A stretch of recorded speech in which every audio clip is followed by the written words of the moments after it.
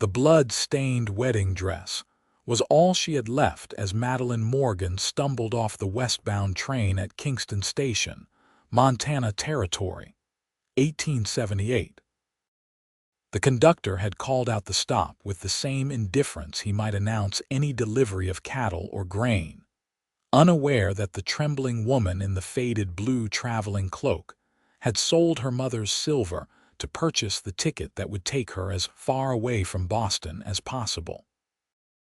Kingston wasn't much to look at: a dusty main street lined with weathered wooden buildings, the promise of wilderness beyond, perfect for disappearing, perfect for starting over. The late afternoon sun cast long shadows across the platform as Madeline gathered her single carpet bag, her wedding dress carefully folded inside, bloodstains and all. She kept her gaze downward, afraid that anyone looking closely might see the truth in her eyes, that she wasn't really a bride at all, just a woman running from a past that had marked her forever. "Miss, you must be the mail-order bride." A burly man with a gray-streaked beard approached her.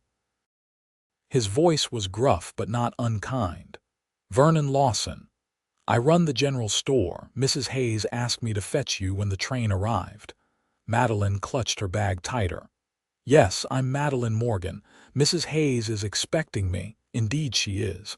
Been talking about nothing else for weeks." "Not often we get new folks in Kingston, especially not a proper Eastern lady." He reached for her bag, but she pulled back instinctively. His eyebrows rose, but he didn't comment. "Wagon's just over yonder. The Hayes Ranch is about 8 miles out of town." The Hayes Ranch, her new home. Madeline swallowed hard, following Vernon toward a simple wagon hitched to 2 sturdy workhorses. Mrs. Martha Hayes had placed the advertisement in the Boston newspaper. "Seeking bride for rancher's son. Must be of sound constitution, good morals, and willing to embrace frontier life." Madeline had written immediately, desperate for escape, caring little for what awaited her in Montana Territory as long as it was far from her former life. As Vernon helped her onto the wagon bench, she winced when her back pressed against the wooden seat. The wounds were healing, but still tender. 3 weeks had passed since that terrible night, yet the memory remained as fresh as the scars that now marked her flesh.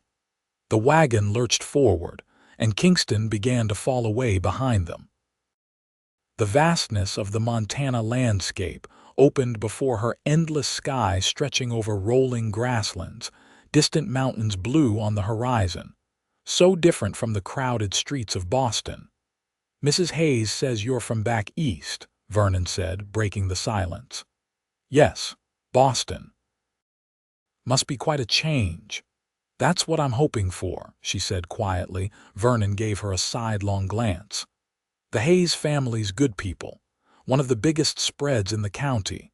Old man Hayes built it from nothing 20 years back. Tough as nails, that one, but fair. His wife Martha's the heart of the place. And then there's their son, Grant Hayes, her intended husband. A man she'd never met, knew nothing about except for the carefully worded letters from his mother describing him as hardworking and in need of a suitable companion. Madeline had sent her own letters in return, each one carefully composed to reveal nothing of the real reasons for her willingness to marry a stranger in a strange land. "What's he like?" she asked, her voice barely audible over the creak of the wagon wheels. Vernon was quiet for a moment. "Grant's a fine horseman. Best I've ever seen with the wild ones. Keeps to himself mostly. Been through some rough patches, but haven't we all out here?" Something in his tone made her glance up, but Vernon had fixed his gaze firmly on the road ahead. The journey continued in silence as the landscape grew more rugged. They followed a winding trail that cut through hills dotted with pine and spruce. Madeline found herself relaxing slightly at the beauty surrounding her. Perhaps here, in this untamed wilderness, she could finally breathe again. "There it is," Vernon announced as they crested a rise. "Hayes Ranch. Below them sprawled a large property with a two-story main house, several outbuildings, a sprawling barn, and corrals where horses moved in restless circles. Fields stretched beyond, and in the distance, a herd of cattle grazed on the rolling grassland. It was larger, more established than Madeline had imagined. As they approached, a woman emerged onto the porch of the main house. Tall and straight-backed, her hair a salt and pepper gray pulled into a severe bun, she raised a hand in greeting. Martha Hayes, Madeline presumed. Behind her stood a man older, weathered, with the stance of someone used to being obeyed. James Hayes, the patriarch. But of Grant, the son she had come to marry, there was no sign. The wagon rolled to a stop in the yard and Vernon set the brake. "Here we are, Miss Morgan, your new home." Martha Hayes approached as Vernon helped Madeline down. Up close, Madeline could see the deep lines around the older woman's eyes and mouth, markers of a life spent squinting into the sun and wind. But there was also a warmth in her expression that Madeline hadn't expected. "Miss Morgan, welcome to Hayes Ranch. I'm Martha Hayes." She extended her hand and Madeline took it, feeling the strength and calluses there. "Thank you for having me, Mrs. Hayes.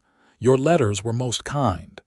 Martha's eyes sharp, assessing took in Madeline's pale face and the careful way she held herself.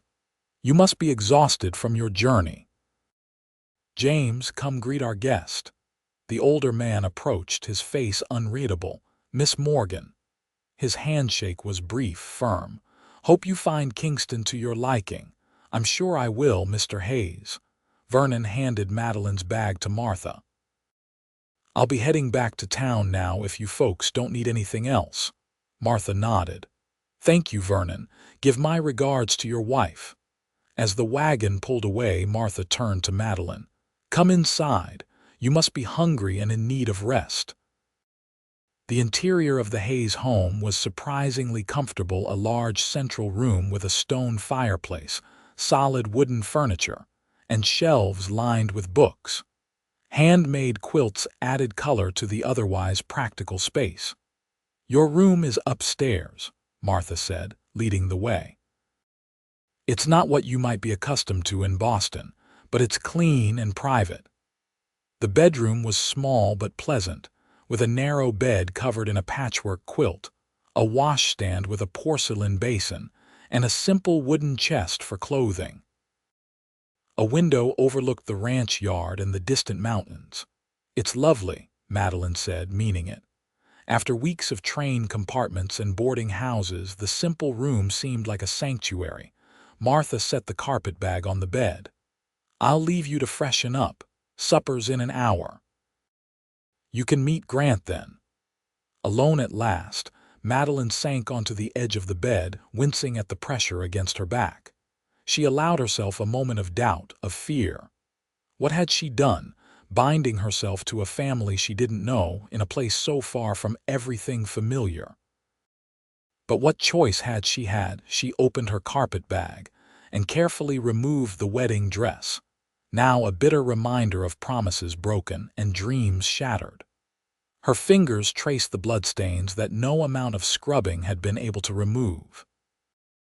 She would never wear it now. Her one concession to sentiment had been bringing it at all. She folded it away in the chest, hoping to never look at it again. After washing her face and hands in the basin, Madeline changed into her one decent dress, a simple blue cotton with pearl buttons at the collar. She brushed her chestnut hair until it shone and pinned it up in a modest style. The face in the small mirror above the washstand looked back at her with wary green eyes, too thin, too pale, but composed. Voices drifted up from below, Martha's steady tones, James's deeper rumble, and then a third voice, male but softer than James's. "Grant." Madeline's heart quickened. The moment she had both dreaded and anticipated had arrived. Taking a deep breath, she made her way downstairs. The family was gathered in the dining room, where a large table was set with simple but clean dinnerware. Martha was placing a steaming platter of roast beef at the center when Madeline entered. James stood at the head of the table and beside him. He wasn't what she had expected. Grant Hayes was tall, with broad shoulders and the lean build of a man who worked with his body. But it was his face that caught her attention, handsome in a rugged way, with strong features and eyes the color of a summer storm. His light brown hair was a bit too long, curling slightly at the collar of his shirt. But it was the scar that drew her gaze, a jagged line that ran from just below his left ear, down his neck, disappearing beneath his collar. He caught her looking and his expression hardened, jaw tightening as he straightened to his full height. "Miss Morgan," Martha said. "This is our son, Grant." Grant nodded stiffly, not extending his hand. "Miss Morgan." "Please call me Madeline," she said softly. "Supper's ready," Martha announced, breaking the tension. "James, would you say grace?" They took their seats, Madeline beside Martha, across from Grant, who kept his eyes on his plate as James offered a brief prayer of thanks. Conversation during the meal was stilted, with Martha carrying most of it questions about Madeline's journey, observations about the coming summer, plans for the ranch. James offered occasional comments about the cattle prices and the need for more hands with Roundup approaching. Grant remained largely silent, answering direct questions with minimal words. "Grant's been breaking the new horses," Martha said, clearly trying to draw her son into the conversation. "He has a special touch with them." Grant's eyes flicked up briefly. "It's just patience, that's all." "False modesty," James grunted. "Boy's got a gift. Horses that would buck any other man straight to the undertaker follow Grant like puppies within a week." A faint color rose in Grant's cheeks. "Mother tells me you're from Boston," he said to Madeline, changing the subject. "Yes. I lived there all my life. What made you decide to answer a matrimonial advertisement all the way out here?" His direct question took her by surprise. His eyes, intelligent, penetrating, seemed to see too much. Madeline set down her fork. "I wanted a change. Boston has too many memories." "Your parents?" Martha asked gently. "Both gone now. My father 2 years ago and my mother last winter." This much was true, at least. "I'm sorry for your loss," Martha said. Grant was still watching her, and Madeline had the unsettling feeling he could somehow sense the half-truths in her words. "Grant will show you around the ranch tomorrow," Martha said. "You should see what will be your home." "If Miss Morgan is interested," Grant said, a note of challenge in his voice. "I'd like that very much," Madeline replied, meeting his gaze directly for the first time. Something passed between them then, not warmth, exactly, but recognition. They were strangers thrust together by circumstance, both wary, both guarded. After supper, Martha showed Madeline to a small parlor where a piano stood against one wall. "Do you play?" she asked. "A little. My mother insisted on lessons. We'd love to hear something sometime." "Music is scarce out here." Madeline nodded, though the thought of performing made her stomach clench. More questions, more opportunities to reveal what she was hiding. Grant had disappeared after the meal, and James had retreated to his study with account books. Left alone with Martha, Madeline felt the older woman's scrutiny. "Grant isn't one for many words," Martha said finally. "He's been through much, but he's a good man." "The scar," Madeline began, then stopped, embarrassed by her directness. Martha's expression softened. "That's Grant's story to tell if he chooses. We all have our scars out here, Madeline. Some are just more visible than others." The weight of Martha's words settled between them, and Madeline wondered how much the woman suspected about her own hidden scars. "It's been a long day," Martha said kindly. "You should rest. Tomorrow will bring time enough for getting acquainted." In her room, Madeline stood by the window looking out at the vast Montana night. Stars crowded the sky more than she had ever seen in Boston, and the silhouettes of the mountains loomed against the horizon. So far from everything she had known, so far from the man whose cruelty had driven her here. She changed into her nightgown, wincing as the fabric brushed against her back. The scars were healing, but the memories remained raw. Would they ever fade? Would she ever stop flinching at sudden movements, stop waking in the night with her heart pounding? Sleep came fitfully, filled with disjointed dreams of Boston drawing rooms, of a man's face twisted in rage, of a wedding dress stained with blood. Dawn broke early in Montana, golden light spilling through her window and waking her from troubled sleep. Madeline dressed quickly in a simple skirt and shirtwaist, her hair pinned up in a practical style. The house was already active. She could hear movement downstairs and voices in the yard outside. Martha was in the kitchen, kneading dough on a floured board. "Good morning," she greeted Madeline. "I hope you slept well." "Yes, thank you," Madeline lied. "Can I help with anything? You can pour the coffee if you like. James and Grant have been up since before dawn. They'll be in shortly for breakfast."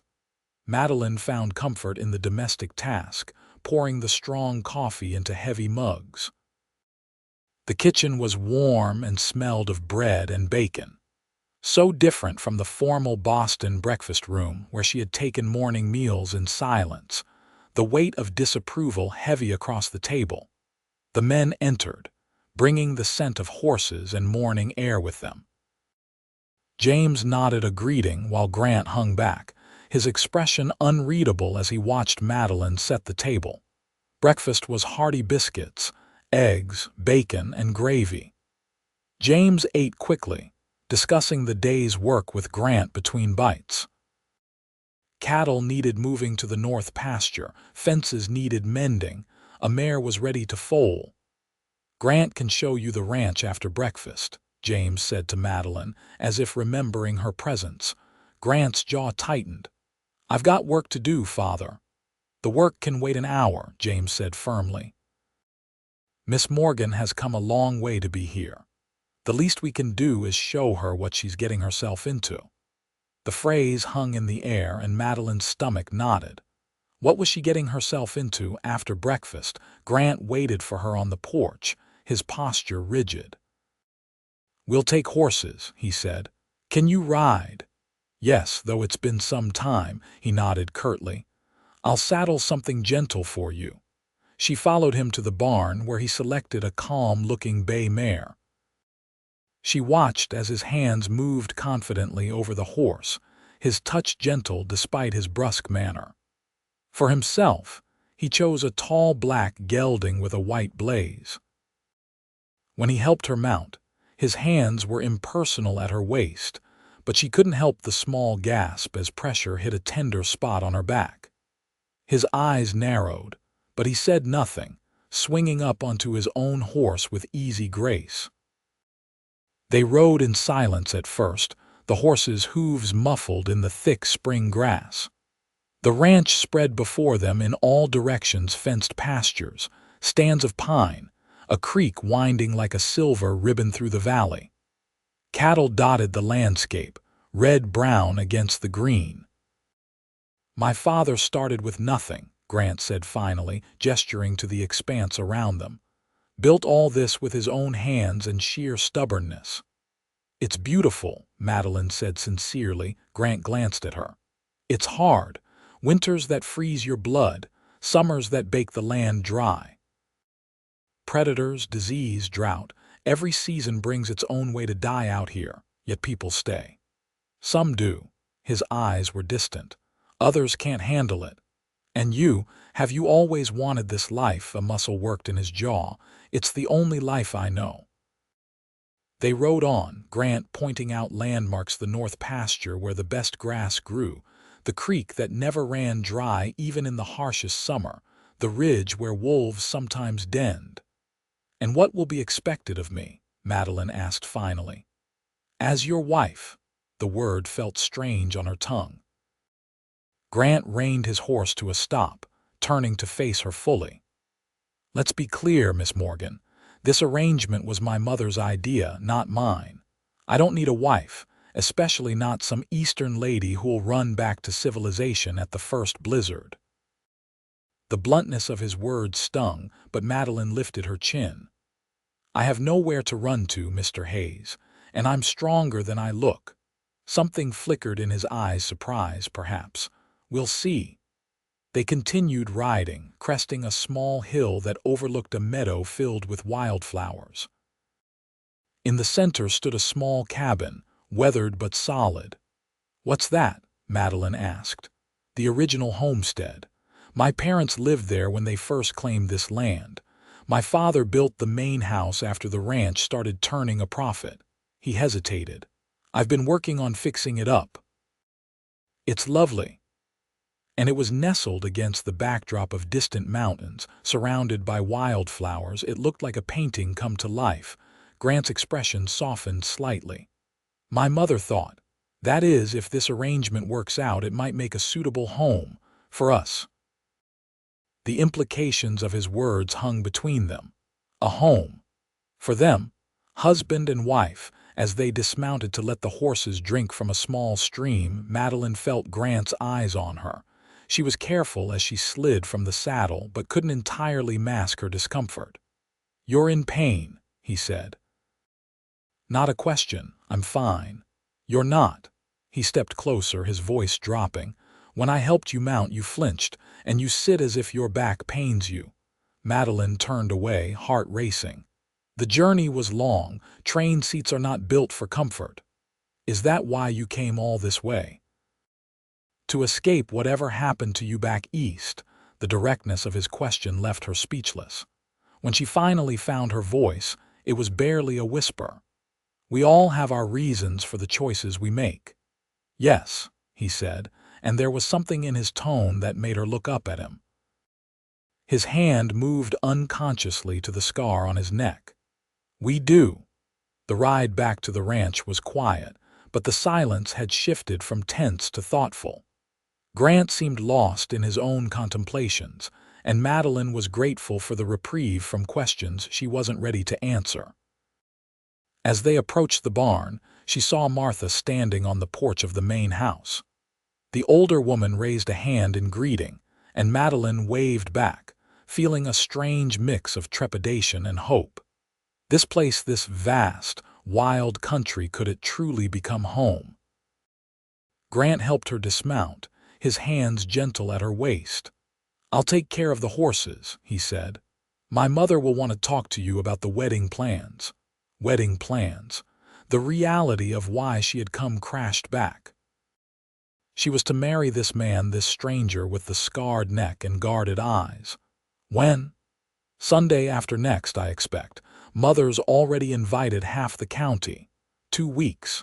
2 weeks until she would be Grant Hayes's wife." He must have seen the panic in her eyes because his expression softened slightly. "Miss Morgan, Madeline, I want you to know that I don't expect." He stopped, seeming to search for words. "What I mean is, this arrangement doesn't have to be. We can take time to know each other." Relief flooded her. "Thank you," he nodded, a faint color touching his cheeks as he turned to lead the horses into the barn.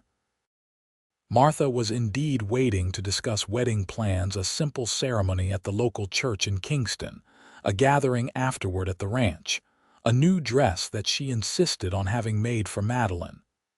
"Nothing extravagant," Martha assured her, "but proper.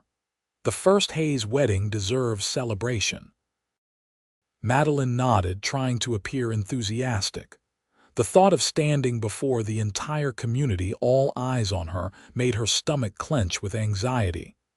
"Grant showed you the old cabin?" Martha asked. "Yes, it's charming." Martha's eyes softened. "James built it with his own hands when we first came here. Nothing but wilderness then. We were younger than you and Grant, full of dreams and terrified half to death." She smiled at the memory. "Grant's been working on it for months now. New roof, fresh chinked logs, a proper floor." "He didn't mention the wedding until today," Madeline said carefully. "He seems reluctant." Martha sighed. My son has his reasons for keeping people at arm's length. He hasn't had an easy path." She met Madeline's gaze directly. "I think you might understand that better than most." Before Madeline could respond, the sound of hoofbeats drew their attention to the yard, where a rider was dismounting. A young man, perhaps 20, with sandy hair and a face full of freckles. "That's Michael Lewis," Martha explained. "One of our hands. He's been with us since he was 16. The young man removed his hat as he approached the porch. "Afternoon, Mrs. Hayes. Pa sent me to fetch Mr. Hayes. There's trouble at the north boundary. Looks like someone cut the fence, and about 30 head wandered onto Blackwell land." Martha's expression darkened. "Thomas Blackwell won't like that. James is out checking the herd with the other hands. Grant's in the barn." Michael nodded, replacing his hat. "I'll let him know, madam." He glanced curiously at Madeline. "This is Miss Morgan, Michael. She's to marry Grant week after next." The young man's eyebrows shot up in surprise, but he recovered quickly, tipping his hat. "Pleasure to meet you, Miss Morgan. Welcome to Kingston." After Michael had gone to find Grant, Madeline turned to Martha. "Who is Thomas Blackwell?" Martha's face tightened. "Our nearest neighbor to the north. Owns the largest ranch in the county and thinks that entitles him to whatever he wants. He and James have been at odds for years over water rights and grazing land." "Is he dangerous, Thomas?" Martha considered. "He's ambitious and unscrupulous, but he maintains a veneer of respectability. It's his foreman you need to watch for, a man named Silas Drake. Mean as a rattlesnake and twice as quick to strike." The sound of raised voices came from the direction of the barn. Grant emerged, his expression thunderous, Michael trailing behind him. Grant swung up onto his horse without saddle or bridle, controlling the animal with just his knees and voice, and galloped out of the yard, Michael scrambling to mount and follow. "Will there be trouble?" Madeline asked, watching the dust rise from the horse's hooves. "There's always trouble with the Blackwells," Martha replied grimly. "The men didn't return until after dark." Madeline had helped Martha prepare supper, a stew that now simmered on the back of the stove, waiting. As boots stomped on the porch, Martha's shoulders visibly relaxed. James entered first, his face lined with exhaustion. Grant followed, a darkening bruise on his cheekbone, a cut at the corner of his mouth. They were followed by another man Madeline hadn't met, older, weathered, with a silver mustache.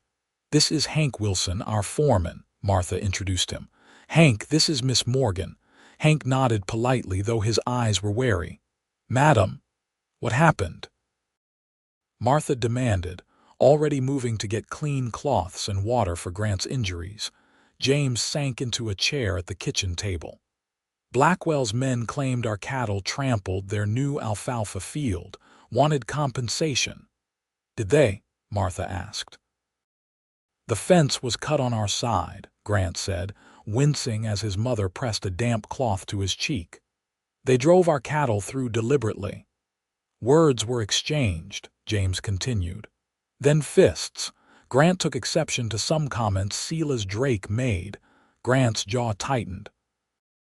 "He suggested our family would soon include Eastern trash not fit to." He broke off, glancing at Madeline. A cold feeling settled in her stomach. The news of her arrival had spread, and apparently not everyone welcomed a stranger from the East. "It's handled for now," James said. "I spoke with Thomas directly. He claimed no knowledge of Drake's actions, of course. Offered to pay for the cattle we lost. 3 head fell in the ravine during the confusion." "You didn't accept," Martha stated flatly. "No. I told him we'd call it even if he kept his men on his side of the fence from now on." Hank shook his head. "Won't last. Blackwell's been eyeing your water rights for years, Mr. Hayes. This is just another way to apply pressure." They ate supper in the kitchen, the mood somber. Madeline found herself watching Grant, who seemed withdrawn, responding to questions with single words. The cut on his lip made talking painful, she suspected. After the meal, the men retreated to James's study to discuss ranch matters, and Martha took Madeline to the parlor to continue wedding preparations. But Madeline found it hard to focus on discussions of flowers and cake when tensions simmered just beneath the surface of her new home. Later, as she prepared for bed, a soft knock came at her door. She opened it to find Grant standing there, the bruise on his face now a deep purple in the lamplight. "I wanted to apologize," he said stiffly, "for dragging you into our troubles with the Blackwells. You didn't drag me anywhere. I came of my own accord." He studied her face. "Drake's comments, they weren't just about you being from the East." Madeline's heart quickened. "What do you mean?" Grant shifted uncomfortably. "Kingston's a small town. People talk. There are questions about why a woman would come all this way to marry a stranger. Speculation. About my character," she concluded flatly. "I defended your honor," he said simply. The words were so old-fashioned, so earnest, that Madeline felt a lump form in her throat. "Thank you." He nodded awkwardly. "Good night, Miss Morgan." "Madeline," she corrected softly. "If we're to be married, you should call me Madeline." Something flickered in his eyes' warmth, perhaps. "Good night, Madeline." "Good night, Grant."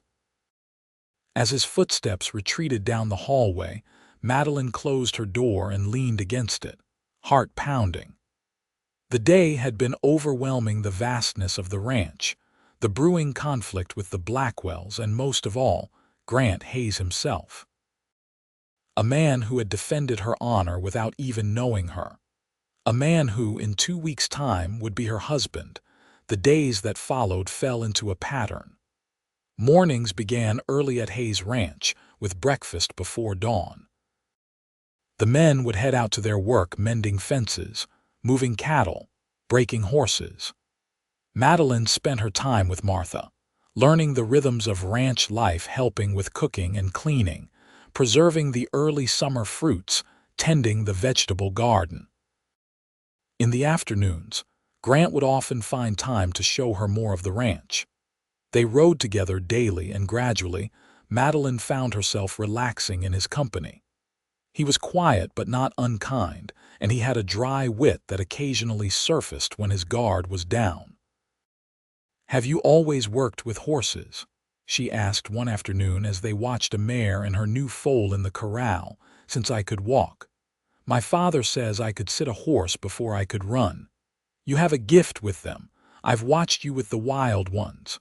A faint smile touched his lips. "They just need patience and understanding. Most problems with horses come from fear, theirs or the rider's." "Is that why you don't use a saddle sometimes?" He glanced at her, surprised she had noticed.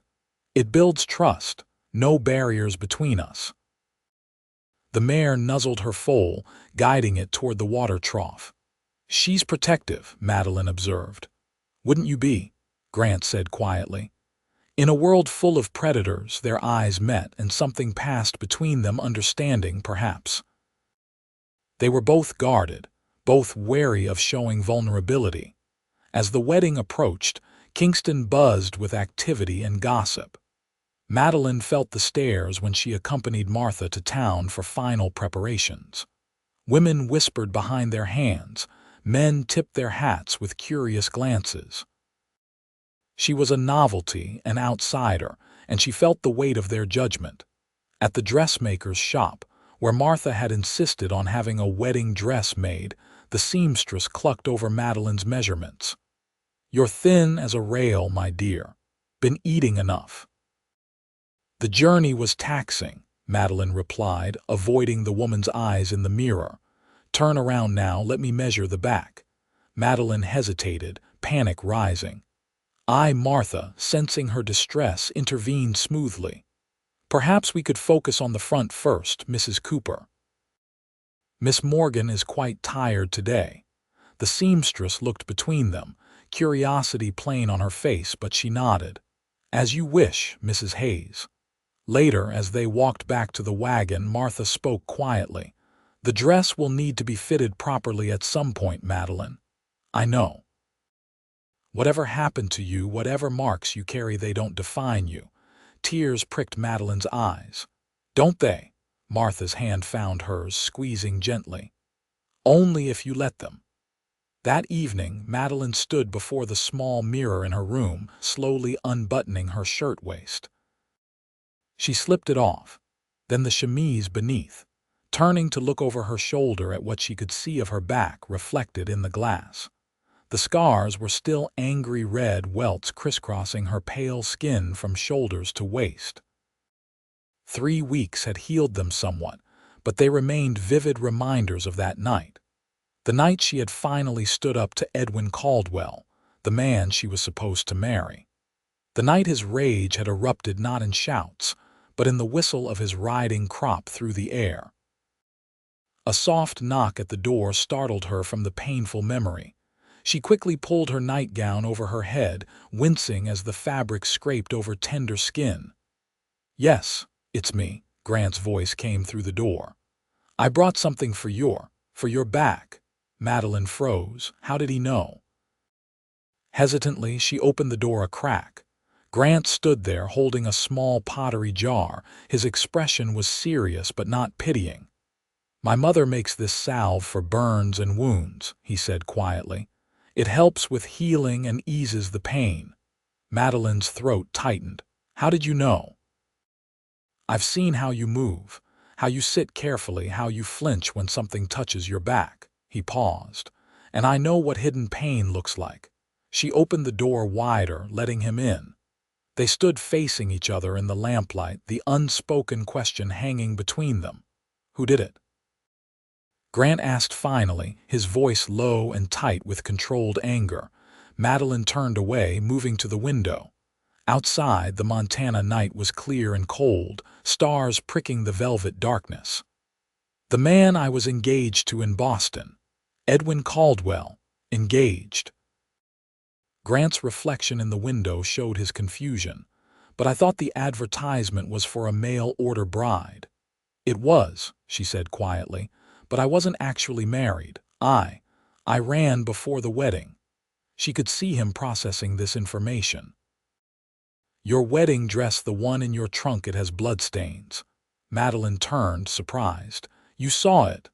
When you were helping my mother in the garden yesterday, I came to ask if you needed anything from town. The trunk was open." His expression was troubled. "I didn't mean to pry." "It's mine," she acknowledged.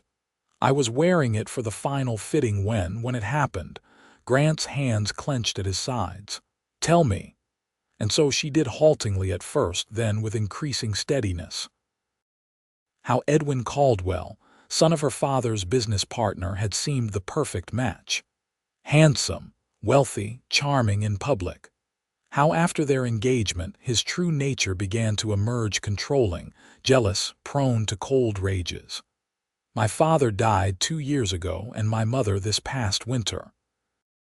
I had no family left to turn to, and Edwin, he made sure I had no friends either. Isolated me. Said it wasn't proper for his future wife to be so independent." Grant listened silently, his expression darkening. "The night before our wedding, I told him I couldn't go through with it. That I was breaking the engagement." Her voice faltered. "He locked the doors, took out his riding crop, said he would teach me obedience before I became his wife."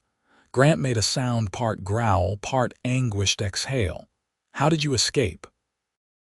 "The housekeeper heard my screams and fetched the constable. But Edwin's family has influence in Boston. The constable advised me to leave town, said the Caldwells would make sure any charges against Edwin disappeared." She took a shaky breath. "I saw the matrimonial advertisement the next day in the newspaper. I answered it immediately. Sold my mother's silver for the train ticket." Grant's expression had gone from anger to something more complex: understanding, compassion, and beneath it all, a simmering rage not directed at her. "You don't have to marry me," he said abruptly. Madeline blinked in surprise. "What?"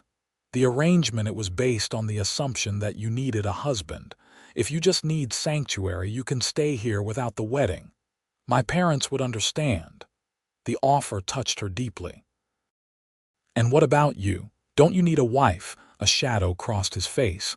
"What I need and what I deserve are different matters." "What do you mean?" He gestured to the scar on his neck. "You asked about this once. Your mother said it was your story to tell." Grant moved to the window, looking out at the night as she had done moments before.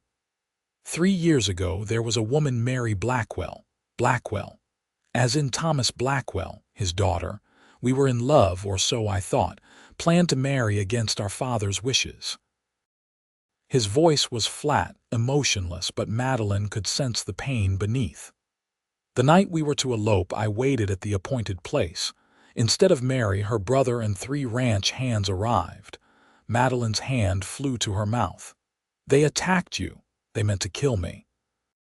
Leave my body where the wolves would find it. But I fought back. Managed to get away, though not before this." He traced the scar. "And others."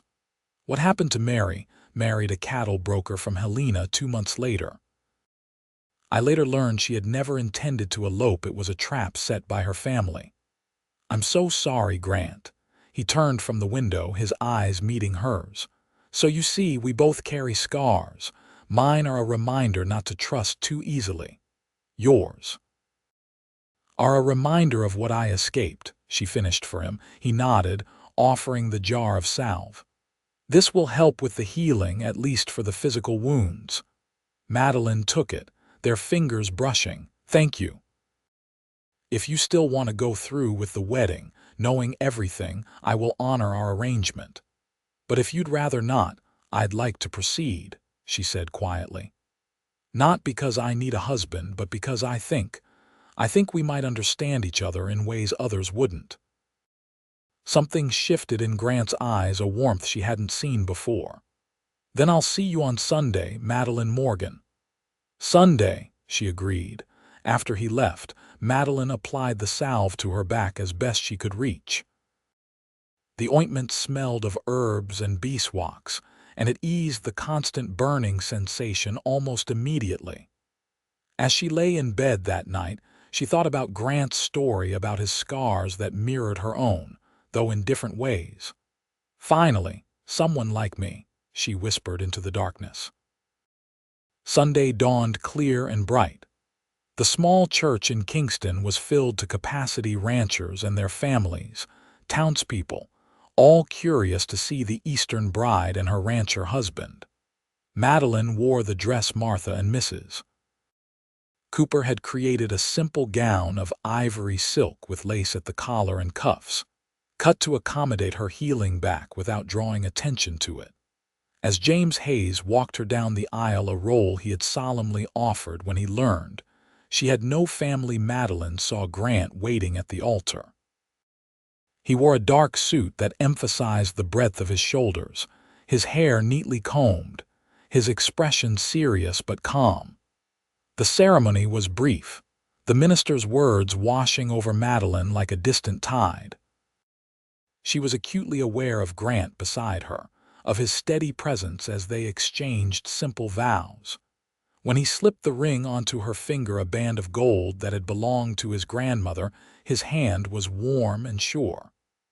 "I now pronounce you husband and wife," the minister declared. "You may kiss your bride." Grant hesitated, then leaned forward to place a gentle kiss on her lips, brief, respectful, but sending an unexpected warmth through her nonetheless. They turned to face the congregation as Mr. and Mrs. Grant Hayes, and Madeline felt a strange sense of rightness settle over her. This was not the wedding she had once imagined for herself, not the grand Boston affair with hundreds of guests and elaborate decorations, but somehow it felt more true. The celebration at Hayes Ranch lasted well into the evening. Neighbors brought food and drink, musicians played fiddles and harmonicas for dancing, and children raced around the yard playing tag. Madeline found herself welcomed with cautious warmth by most of the community, though she noticed Thomas Blackwell and his associates had not attended. As darkness fell, lanterns were lit around the yard, casting a golden glow over the festivities. Grant had been at her side throughout the day, handling the constant stream of well-wishers with more grace than she had expected from her usually reticent husband. Husband. The word still felt foreign in her mind. "Are you ready to depart?" he asked quietly as the celebration began to wind down. "Our home awaits. Our home." The cabin he had been preparing their home now. Martha had packed Madeline's belongings and sent them ahead that morning.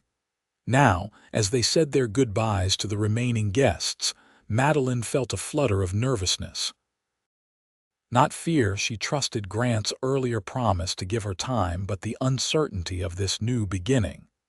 They rode side by side through the moonlit landscape, the sounds of the celebration fading behind them. The night was peaceful, filled with cricket song and the occasional hoot of an owl. When they crested the hill overlooking the cabin, Madeline caught her breath. Grant had transformed it. Lamplight glowed in the windows, smoke curled from the stone chimney, and the path to the door was lined with wildflowers. It looked like something from a fairy tale, a small, perfect haven in the wilderness. "It's beautiful," she whispered. Grant's expression softened with pride. "I wanted it to be welcoming for you." He helped her dismount, then took care of the horses while she waited on the small porch. When he returned, he paused before the door. "Tradition says I should carry you over the threshold," he said, a question in his voice. Madeline nodded, and he lifted her carefully, mindful of her back. He was strong, his arms sure around her as he pushed the door open with his shoulder and carried her inside. The interior was simple but comfortable, a main room with a stone fireplace where a fire crackled welcomingly, a small kitchen area with a cast iron stove, a table with 2 chairs, and a rocking chair near the hearth. A curtained doorway presumably led to the bedroom. Grant set her down gently. "Welcome home, Madeline Hayes." The name, her new name, brought tears to her eyes. "It's perfect, Grant." He moved around the room, lighting additional lamps. "I know it's not what you're accustomed to in Boston. It's better," she interrupted. "It's honest." His eyes met hers, and the understanding that passed between them needed no words. They were starting fresh, 2 wounded souls creating something new together. Later, after they had shared a simple meal that Martha had prepared for them, Grant showed her the bedroom. A large bed with a handmade quilt dominated the space, but it was the washstand that caught her attention specifically, the objects arranged carefully upon it. "Are those my mother's brushes?" she asked, moving closer. "And her hand mirror, yes. I found them in your trunk when we were moving your things." He looked uncertain. "I thought you might want them where you could use them daily.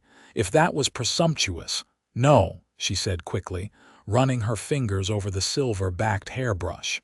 "It was thoughtful, thank you." The awkwardness of their situation descended as the hour grew late. Grant cleared his throat. "I'll sleep in the main room tonight. The rocking chair is comfortable enough." Madeline turned to him, gathering her courage. "That isn't necessary. The bed is large enough for both of us, and it's your home too." "Are you certain?" "I trust you, Grant." Something in his expression shifted, gratitude, perhaps, or relief. "I'll give you privacy to change." They developed a careful routine in those first days of marriage.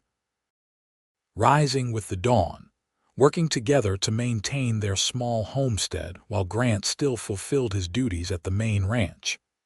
Madeline learned to cook on the wood stove, to tend the small garden beside the cabin, to gather eggs from the chickens Grant had installed in a coop behind the house.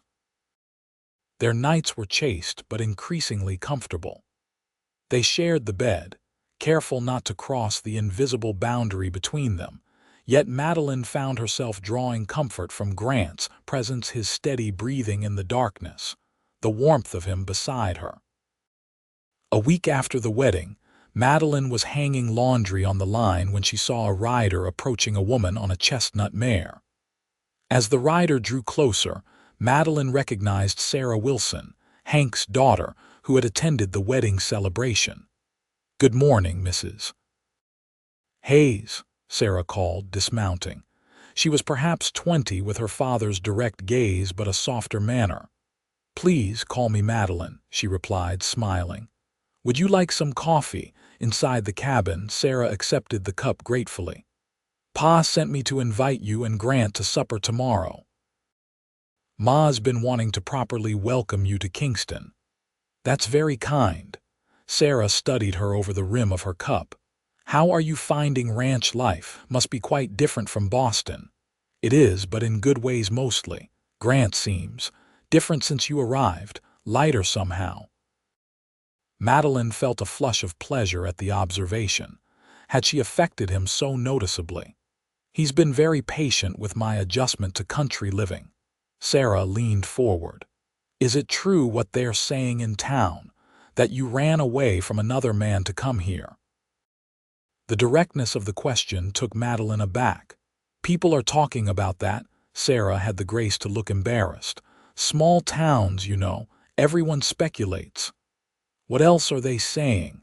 "That you're carrying another man's child, that you're a fugitive from justice, that you're hiding from a scandal." Sarah shook her head. "People can be cruel when they don't understand something. Or someone," Madeline added quietly. "For what it's worth, I think you're good for Grant. He deserves happiness after what the Blackwells did to him. You know about that." "Everyone does, though most don't speak of it openly." Sarah's expression darkened. "Mary Blackwell played him false, and her family nearly killed him for the crime of loving her. It's no wonder he kept to himself after that." After Sarah left, promising to expect them for supper the following evening, Madeline sat on the porch, contemplating what she had learned. The community knew more about both of them than she had realized. Did they see them as a matched pair of damaged goods, or as two people who might heal each other? Grant returned in the late afternoon, leading a young colt that pranced nervously beside his gelding. "New addition?" Madeline asked, coming to meet him. "For you," Grant said, a hint of shyness in his expression. "She needs training, but she has good bloodlines and a gentle disposition." Madeline approached the filly slowly, letting the young horse catch her scent. "She's beautiful. Thank you, Grant. I thought you should have your own horse, not just borrow from the ranch stock." The filly nuzzled Madeline's palm, seeking treats. "What's her name?" "That's for you to decide." Madeline studied the horse, cream colored with a flowing white mane and intelligent eyes. "Esperanza," she said finally. "It means hope in Spanish." Grant's eyes met hers, warm with approval. "A good name." That evening, as they sat on the porch watching the sunset paint the mountains gold and purple, Grant spoke of his day. The cattle moved to summer pasture, the fences mended, the plans for the upcoming harvest. His voice was relaxed, his posture less guarded than usual. "Sarah Wilson came by today," Madeline said when he finished. "She invited us to supper tomorrow at their homestead. Hank's a good man. His wife Mary makes the best apple pie in the county. Sarah mentioned the rumors in town about me." Grant's expression hardened. "People always talk when they don't know the truth." "Perhaps they should know the truth then, at least part of it." He looked at her questioningly. "I'm tired of hiding, Grant, of people speculating about who I am and why I came here. If we're to make a life in Kingston, I don't want to start it with secrets and whispers." He considered this, then nodded slowly. "What do you want to tell them?" "That I left an abusive man in Boston, that I came here for a fresh start.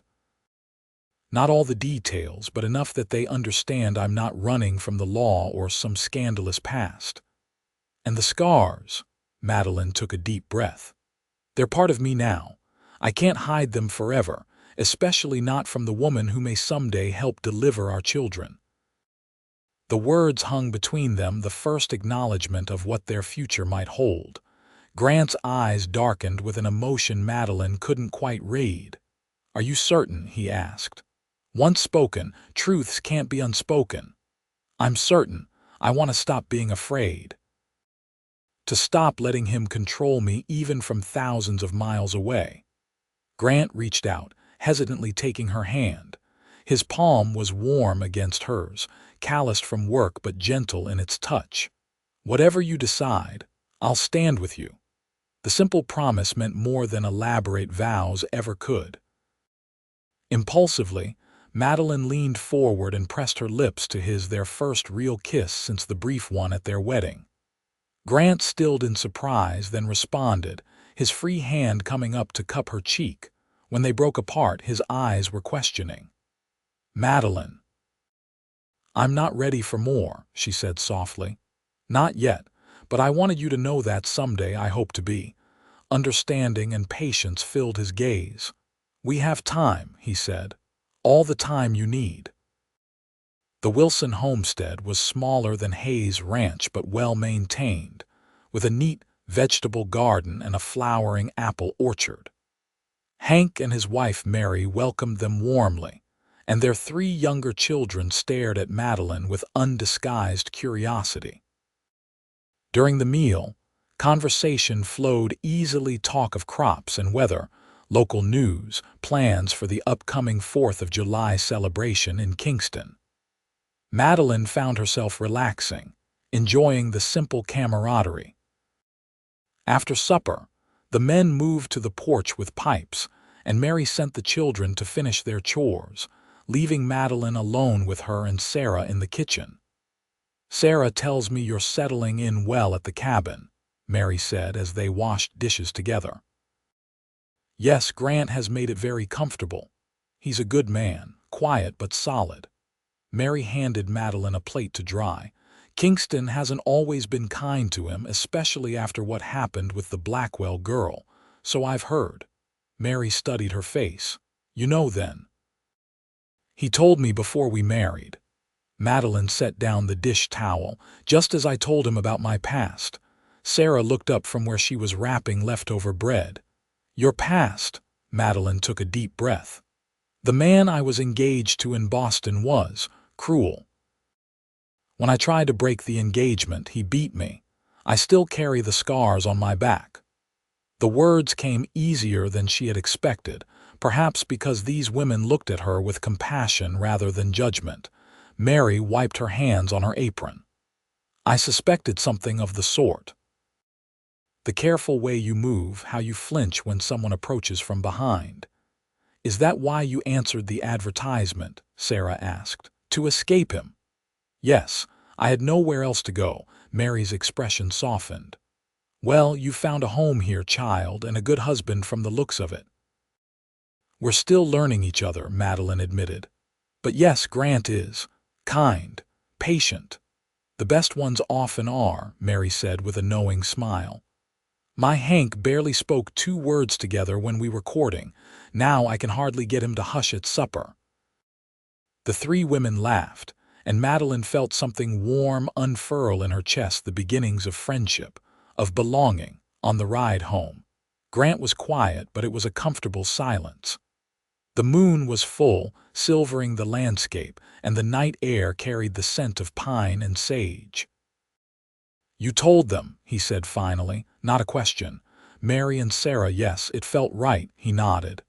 "Hank mentioned it, said you were brave. Do you think it will help?" "With the town gossip, Mary Wilson has influence in Kingston. If she stands by you, others will follow." He glanced at her. "But that's not why you did it." "No," she agreed. "I did it for myself, to reclaim my story." Grant's expression was proud. "You continue to surprise me, Madeline Hayes. In good ways, I hope." His smile was answer enough. Summer unfolded in a rhythm of work and quiet companionship. Madeline's days filled with the tasks of maintaining their home and helping with the larger ranch operations. She learned to make cheese from Martha, to preserve the garden's bounty for winter, to ride Esperanza with increasing confidence. Grant remained busy with the cattle and horses, often returning home exhausted but satisfied with the day's accomplishments. Their evenings were spent on the porch when weather permitted, or before the fire when it didn't, talking of their days, reading aloud from the books Grant surprisingly collected, or simply sitting in comfortable silence. The physical aspect of their marriage remained unresolved, though the invisible boundary between them in bed had gradually disappeared. Often Madeline would wake to find Grant's arm draped protectively across her waist, or her head resting on his shoulder. These moments of unconscious intimacy were precious to her, trust given and received without words. In town, the change in reception was subtle but noticeable. Women who had previously whispered behind their hands now offered Madeline tentative smiles. Men tipped their hats with genuine respect rather than curiosity. She was becoming part of Kingston, no longer just the mysterious Eastern bride. The 4th of July celebration brought the entire community together in the town square. Bunting decorated the buildings. Tables groaned with food brought by every family, and a makeshift dance floor had been constructed in front of the mercantile. Madeline wore a new dress for the occasion, blue cotton with white trim that Martha had helped her make. Grant, freshly shaved and wearing a clean shirt, looked at her with appreciation as they rode into town. "You look beautiful," he said simply. "And you are quite handsome, Mr. Hayes," she replied, feeling a flutter in her stomach at the warmth in his eyes. The celebration was in full swing when they arrived. Children ran about with sparklers, old men played checkers in the shade, and Vernon Lawson was organizing a shooting contest for later in the afternoon. James and Martha greeted them warmly, James clapping Grant on the shoulder with rare demonstrativeness. "The north pastures never looked better, son. The new irrigation system is working just as you said it would." Grant accepted the praise with a nod, though Madeline could see he was pleased. "The cattle are fattening up nicely. Should fetch good prices at market this fall." As the men fell into discussion of ranch business, Martha drew Madeline aside. "How are you, my dear?" "Truly happy," Madeline answered, surprising herself with how sincerely she meant it. "The cabin feels like home now." Martha's eyes were knowing. "And my son, is he treating you well?" "Very well. He's been patient." "Patience is a virtue my son learned the hard way." Martha squeezed her hand. "But there comes a time when patience must give way to action."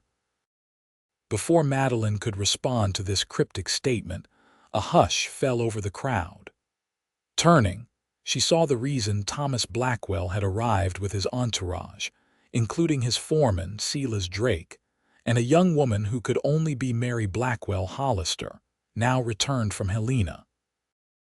Grant stiffened beside her, his expression closing like a door slamming shut. James stepped forward, positioning himself between his family and the Blackwells, a subtle but clear message. Thomas Blackwell, tall, broad-shouldered, with silver hair and cold eyes, surveyed the gathering with the air of a man accustomed to deference. His gaze settled on Madeline, then shifted to Grant, a thin smile playing at his lips. "Hayes," he acknowledged with a nod that managed to be both polite and dismissive. "Quite a gathering." "Blackwell," James returned evenly, "didn't expect to see you here. It's Independence Day. Even rivals can celebrate our nation's birth together, can't they?" The tension between the two men was palpable. Madeline glanced at Mary Blackwell Hollister, a beautiful woman with dark hair and eyes that revealed nothing of her thoughts as she looked at Grant. "I understand congratulations are in order," Thomas continued, turning his attention fully to Madeline. "Mrs. Hayes, isn't it? We haven't been formally introduced." "Thomas Blackwell." Madeline inclined her head. "Mr. Blackwell, Boston, I hear. A long way from Montana. Distance is relative, Mr. Blackwell. Some journeys are worth making." Something like respect flickered in his eyes. Indeed. Well, we won't intrude on your celebration any further. My daughter and son-in-law are visiting from Helena, and we thought a day in town would be diverting. As the Blackwells moved away, Madeline felt Grant's hand at the small of her back warm, supportive. She leaned into his touch, silently communicating her understanding of the moment's significance. "Well handled," Martha murmured to Madeline.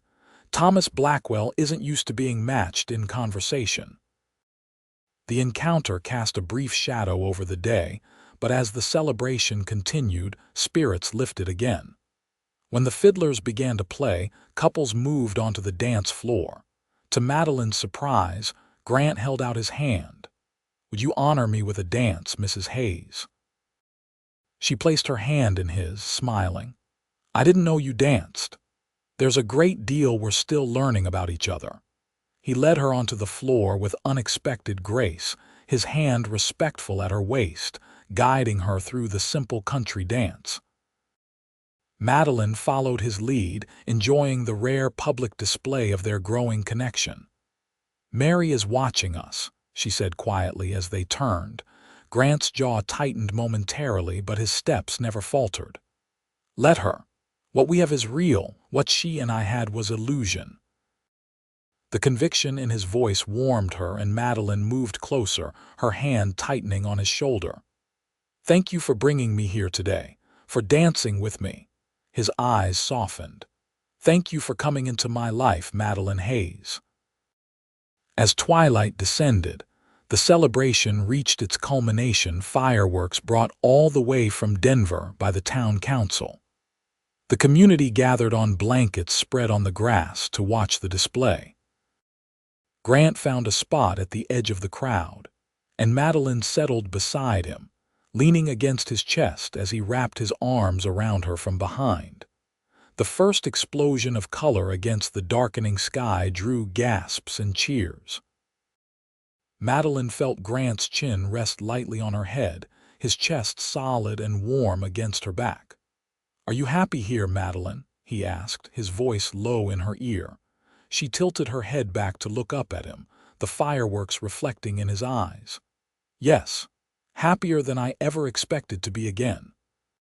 He studied her face for a long moment, then lowered his mouth to hers in a kiss that spoke of promise and longing. Unlike their previous kisses, this one deepened, his hand coming up to cradle her face as he tasted her with gentle persistence. When they broke apart, breathless, Madeline saw something new in his eyes: desire, yes, but also vulnerability. He was offering his heart, not just his name and protection. "I think it's time to go home," she whispered. Understanding dawned in his expression. "Are you certain?" "I've never been more certain of anything." The ride back to the cabin was charged with anticipation. They spoke little, both aware of the threshold they were about to cross.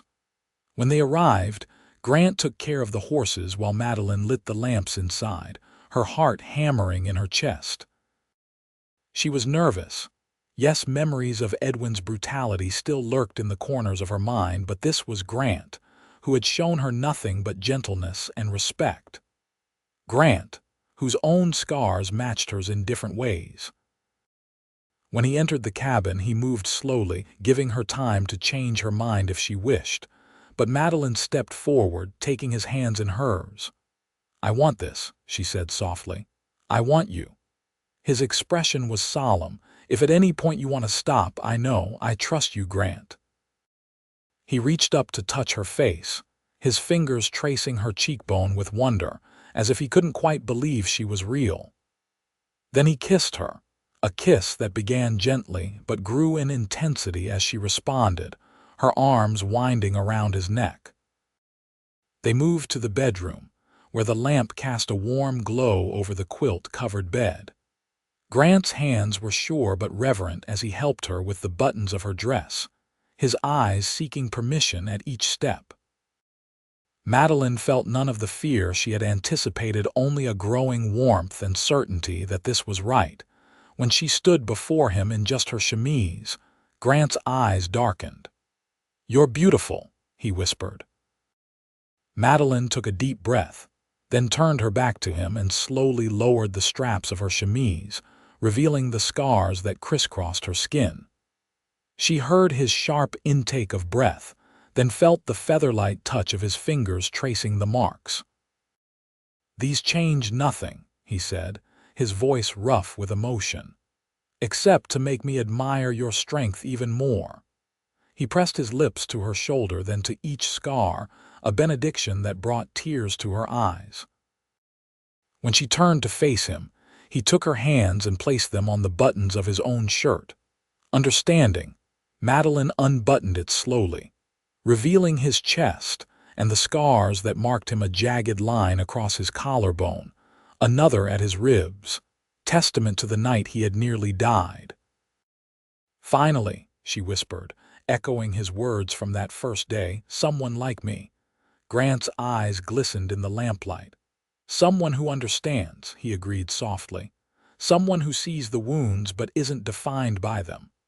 What followed was a revelation, tender, passionate, healing. Grant's touch erased Edwin's shadow from her skin, replacing fear with pleasure, pain with joy. When they came together fully, Madeline felt as if a missing piece of herself had finally slotted into place, not completing her, for she was already whole, but complementing her, making her more than she had been alone. Afterward, lying in his arms, Madeline traced the scar on his neck. "I used to think these marks were endings," she said quietly. "The end of dreams, of trust, of hope."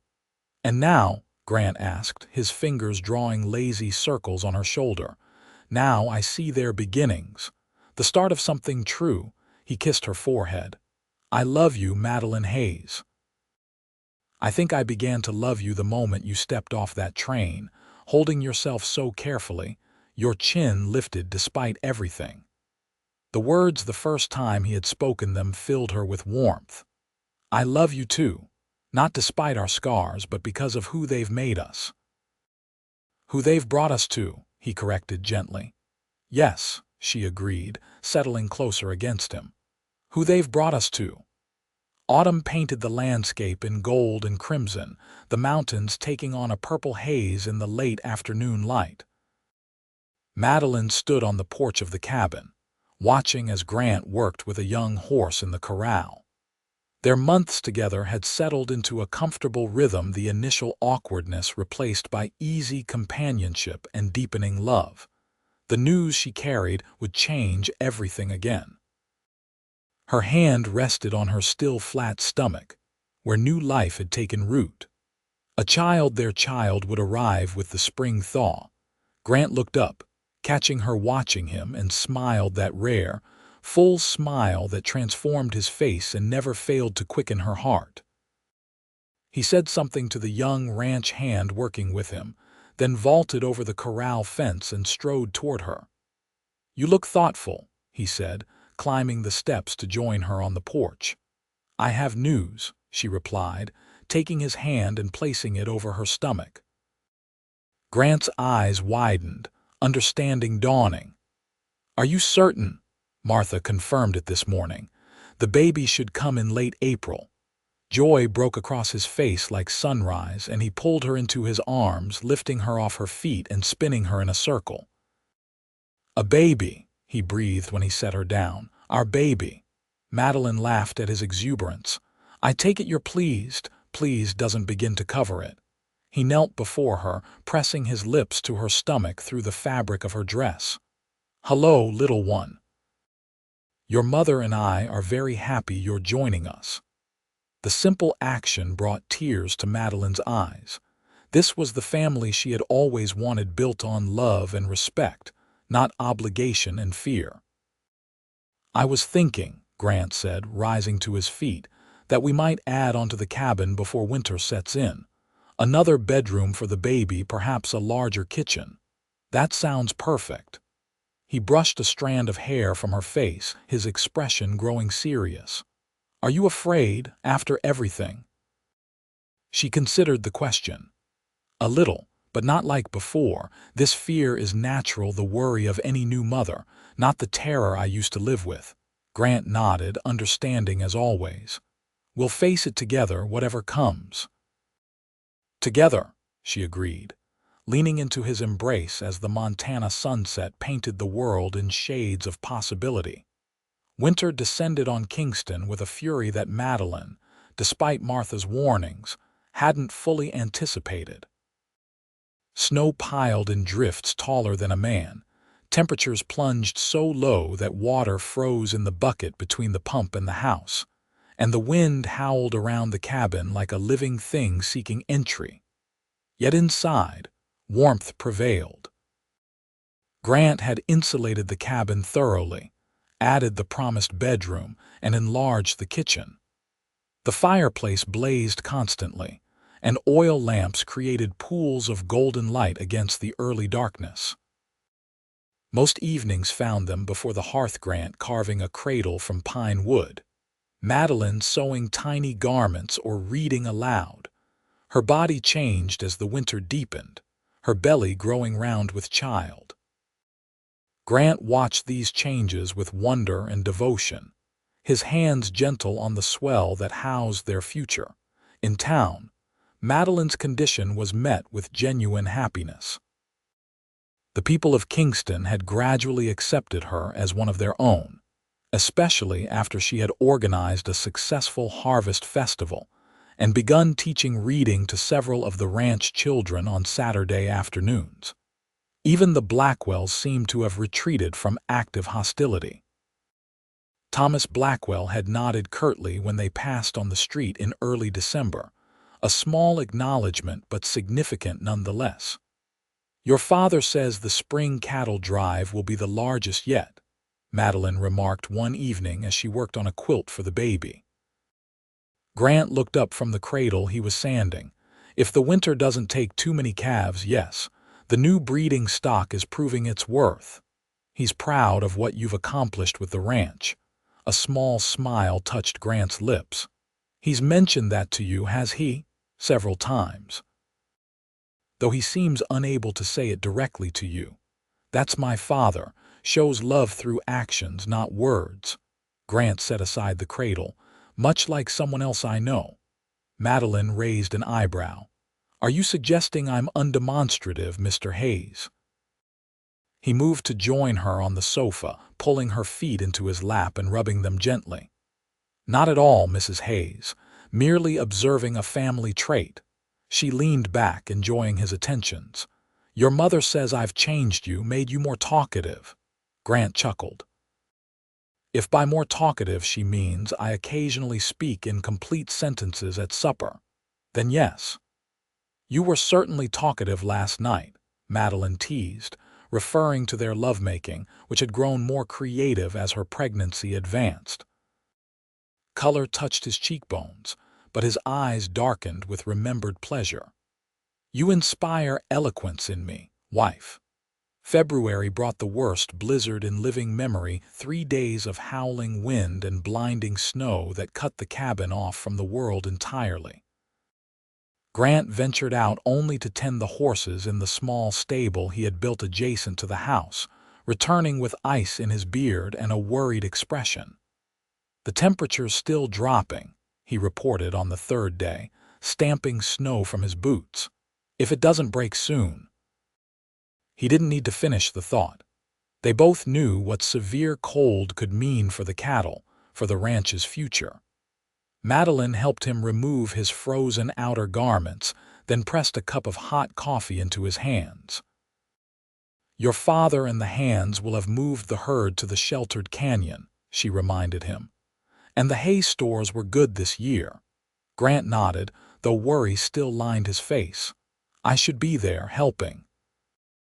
"Your place is here," she said firmly, guiding his hand to her rounded belly where the baby kicked vigorously.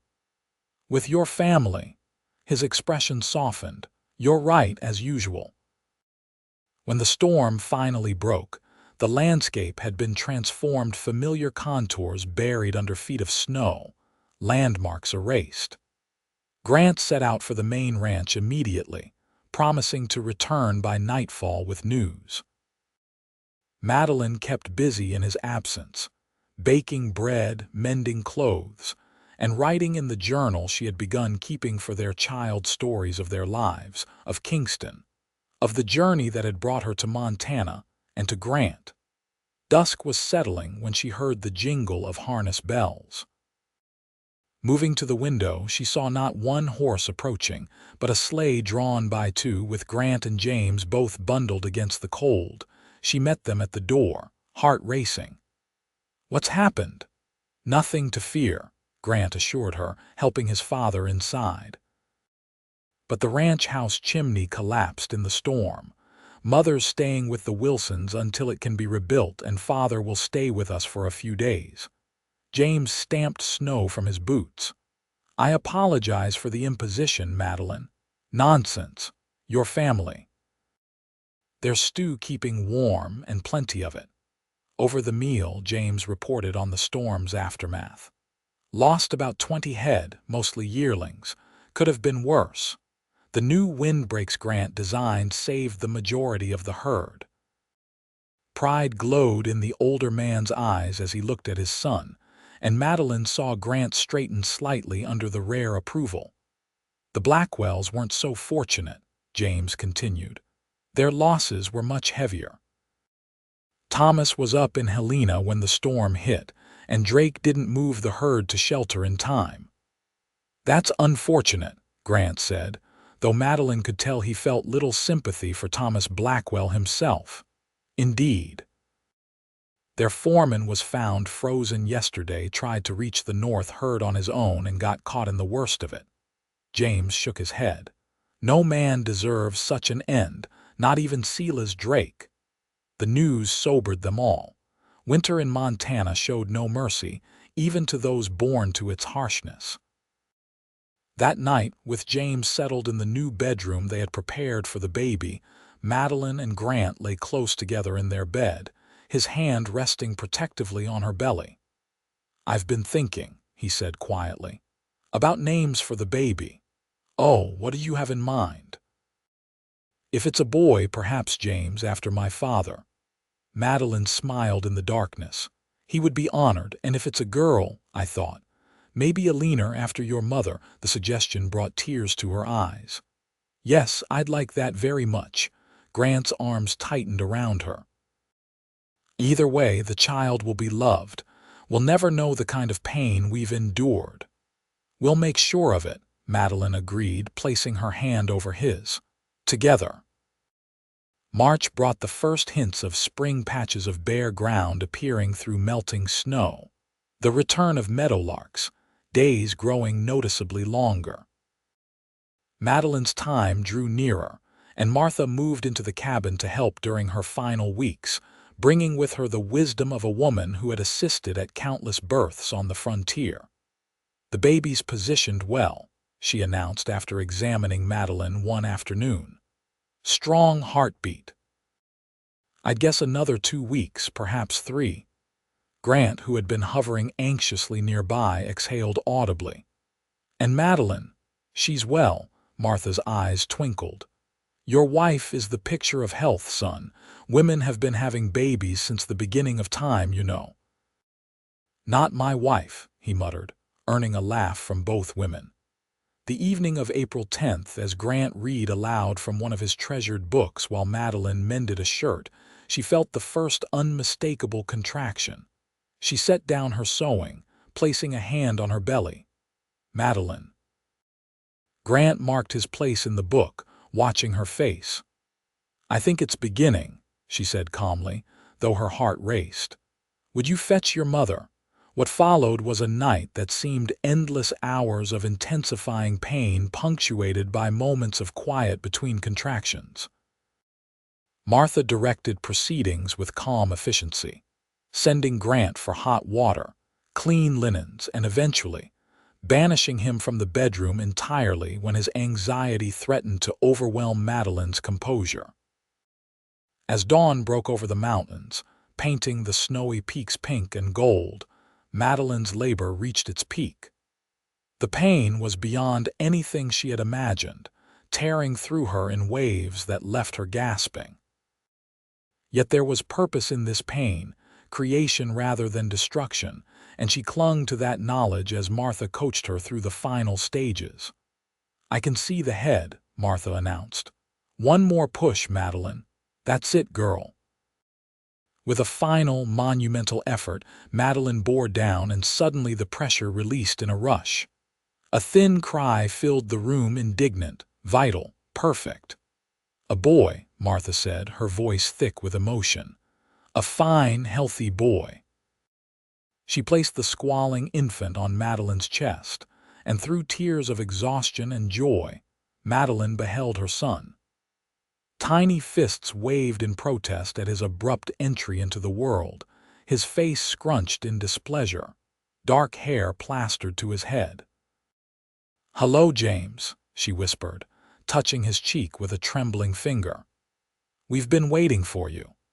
After Martha had cleaned and swaddled the baby, she opened the door to admit Grant, who entered with an expression of equal parts terror and wonder. When he saw Madeline propped up against the pillows, tired but radiant, holding their son, he sank to his knees beside the bed. "A boy," Madeline told him. "James Hayes, meet your father." With reverent hands, Grant accepted the tiny bundle, cradling his son with the same gentle confidence he showed with newborn foals. "He's perfect," he murmured, eyes glistening. "Perfect like his mother." Martha slipped quietly from the room, leaving the new family to their private joy. The days that followed passed in a blur of feedings, diaper changes, and stolen moments of sleep. Grant proved an attentive father, walking the floor with little James when he fussed at night, changing him without complaint, watching in fascination as the infant nursed at Madeline's breast.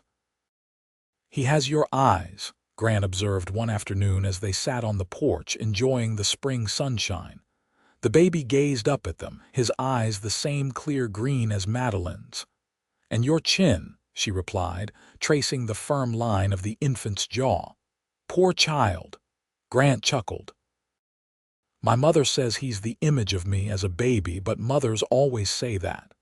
"You think he'll want this life?" Madeline asked, looking out over the ranch that would someday be their son's inheritance. "The ranch, I mean." "He'll be free to choose his own path," Grant said firmly. "Whether that's ranching or something else entirely. Like his father, who chose to stay despite having the education to leave." Grant glanced at her, surprised. "How did you know about that?" "Your mother mentioned you attended university in Denver for a year." He nodded slowly. "I did. Studied engineering. Had ideas about building bridges, railroads. What made you return this land?" His gesture encompassed the ranch, the mountains beyond. "It gets in your blood, and my father needed me, though he'd never have said so. Do you regret it? The road not taken?" Grant considered, then shook his head. "How could I when this path led me to you, to our son?" His honesty warmed her. "I used to dream of traveling. Paris, Rome, London, places I'd read about but never seen." "Perhaps someday we'll go," Grant said, taking her hand, "when James is older. See those cities together." The idea that their life together stretched far into the future, filled with possibilities, brought tears to her eyes. "I'd like that." By early June, life had settled into a new routine centered around their son's needs. The ranch thrived, the spring roundup had been successful, and Kingston buzzed with activity as travelers passed through on their way further west. On a warm Saturday, the family attended a community picnic by the river. Madeline, wearing a light summer dress that Martha had helped her alter to accommodate her nursing figure, sat under a cottonwood tree with baby James while Grant participated in a horseshoe competition with other ranchers. "He's growing well," Mary Wilson observed, settling beside Madeline with her youngest grandchild in arms, "strong like his father." "And stubborn," Madeline added with a smile. "He knows exactly what he wants and when he wants it." "Another Hayes trait," Mary chuckled. As they talked, Madeline noticed a hush fall over one section of the gathering. Looking up, she saw Thomas Blackwell approaching, accompanied by his daughter Mary, whose husband was conspicuously absent. Grant, who had been laughing with Hank Wilson moments before, stiffened, his expression closing. James Hayes moved to stand near his son, a silent show of support, but it was Madeline that Thomas Blackwell approached, his hat in his hands. "Mrs. Hayes," he said formally, "I hope I'm not intruding." "Not at all, Mr. Blackwell."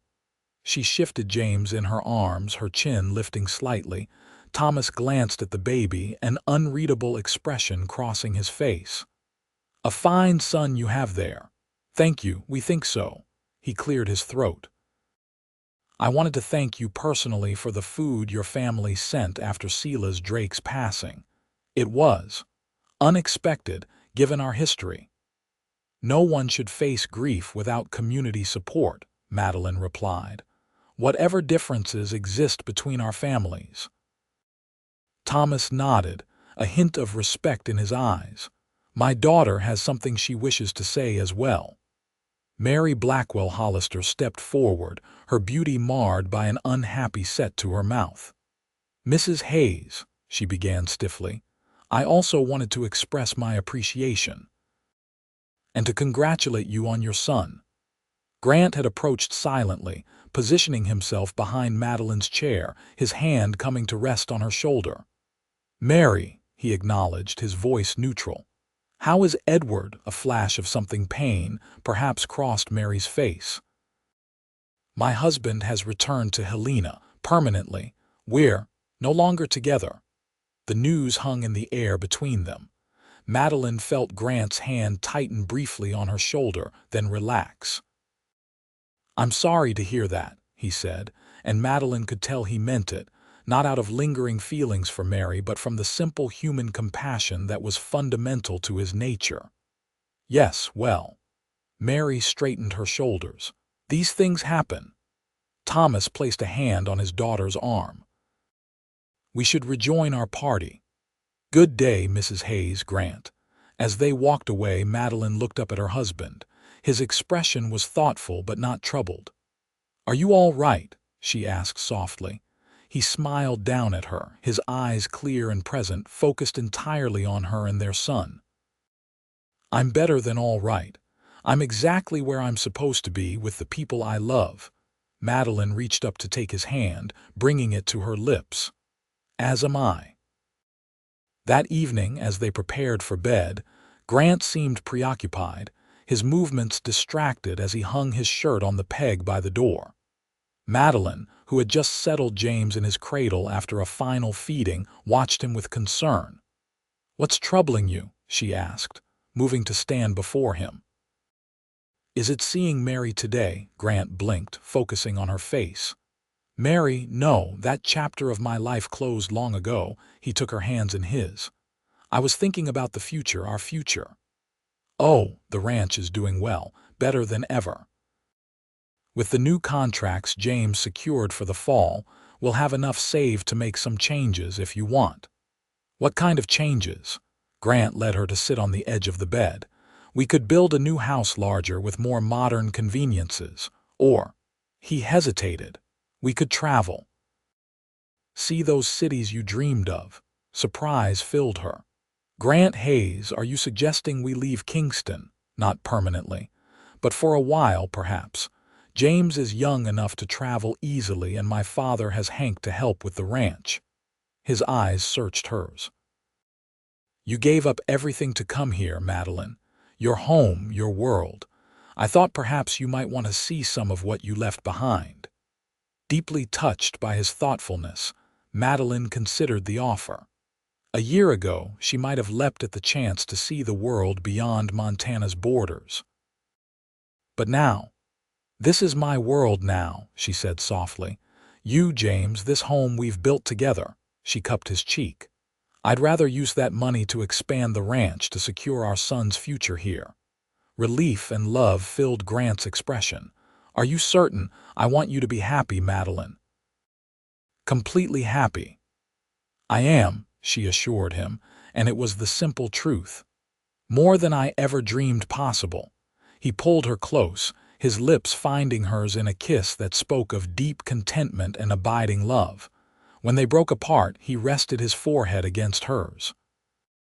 "When I first saw you step off that train, I thought you wouldn't last a month in Kingston. Too fine, too Eastern, too fragile." Madeline smiled. "And now I know you're the strongest person I've ever met, strong enough to leave everything behind to face your fears to build a new life." His voice roughened with emotion. "Strong enough to love a scarred, silent rancher who didn't know how much he needed you until you arrived." From the cradle came a soft, gurgling sound. James awake again, demanding attention. They both turned to look at their son, who waved tiny fists in the air, his face scrunched in what might have been a smile. "He knows his parents are talking nonsense," Madeline laughed, rising to lift the baby into her arms. Grant joined them, encircling both his wife and son in an embrace. "Not nonsense," he corrected gently. "Just truth that took us both a long time to find." As moonlight filtered through the curtains, painting the small family in silver light, Madeline thought of the journey that had brought her here, the pain and fear, the courage it had taken to step onto that train in Boston, the scars she would carry forever.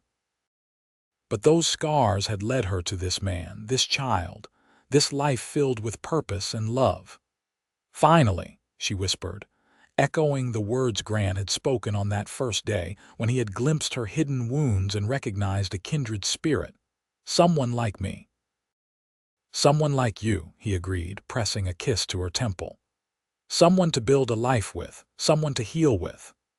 Someone to love," she completed, and in that moment, surrounded by the family she had found in this wild, beautiful land, Madeline Hayes knew she was truly, completely home.